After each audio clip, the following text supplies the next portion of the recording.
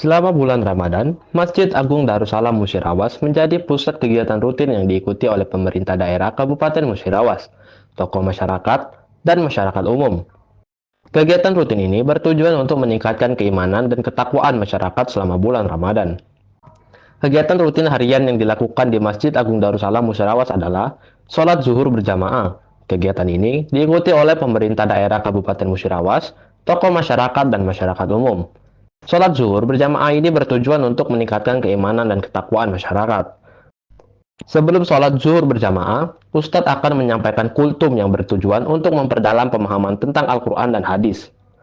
Tadarus Quran, kegiatan tadarus Quran ini dilakukan setelah kultum. Masyarakat akan membaca Al-Quran secara bersama-sama untuk memperdalam pemahaman tentang Al-Quran. Salah satu masyarakat mengapresiasi kegiatan rutin yang dilakukan di Masjid Agung Darussalam Musirawas. Ia menjelaskan, kegiatan ini sangat bermanfaat untuk meningkatkan keimanan dan ketakwaan masyarakat.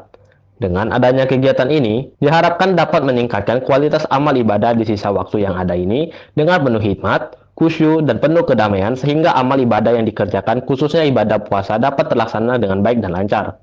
Tujuan lain dari kegiatan ini adalah untuk memperkuat persatuan dan kesatuan masyarakat Musirawas serta dapat memelihara kerukunan.